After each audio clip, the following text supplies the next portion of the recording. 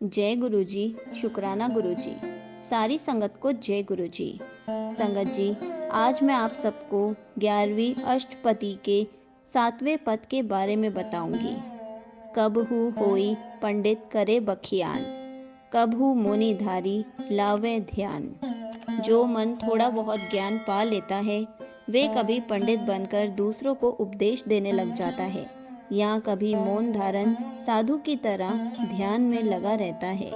संगत जी, यदि मन का उपदेश या परमात्मा तक पहुंचना है तो वह पहुंच भी जाता है, पर जिसका कोई उद्देश्य नहीं, वे फिर धर्म कर्म में ही फंस जाता है। कबहु तट तीरथ स्नान, कबहु सिद्ध सादिक मुख ज्ञान। जो मन परमात्मा की खोज में निकला है, वे कभी कभी तीर्थों पर स्नान कर रहा है, कभी वे सिद्ध साधक बनकर मुख से ज्ञान की बात कर रहा है। तो ऐसा मन जो चलते रहे, चाहे कोई भी राह अपना कर, तो एक ना एक दिन मंजिल तक पहुंच ही जाता है। उसे रास्ता भी सही मिल जाता है। पर जिसने जाना ही कहीं नहीं, उसके लिए धर्म कर्म भी बंधन बन जाता है। कबहु कीट हसत पतंग होए जिया, अनिक जोन भर में भर मियाँ। जब मन का निशाना परमात्मा ना हो, तो वे धर्म कर्म में रहकर भी माया के अधीन हो जाता है। वे इस धर्म कर्म में फंसकर कभी हाथी बनता है, कभी पतंगा, तो कभी कीट बनता है, कभी पशु, अर्थात पूरा जीवन पशुओं में बिता देता है, इंसानियत से नीचे गिर जाता है और ऐसे अनेक योनियों में भटकता ही रहता है।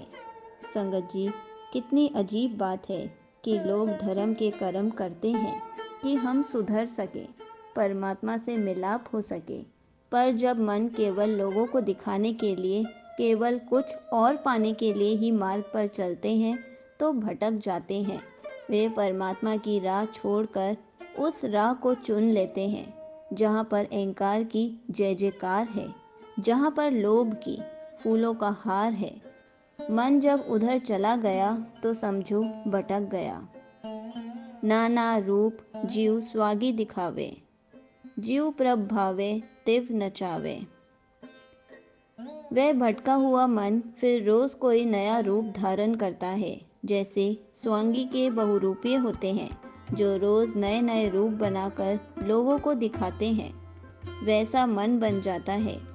पर जो मन सीधा परमात्मा की राह पर चलता रहता है, जिसका निशाना केवल परमात्मा को पाना है, उसके हुक्म में जीना है, उसे हर किसी में देखना है, वे एक ना एक दिन रब को पा ही लेता है। और वे अंत में जान ही जाता है कि जिस तरह प्रभु को उपयुक्त लगता है, वैसे ही नचाता है, वैसे ही हम नाचते हैं, वैसे ही हम कार्य करते हैं।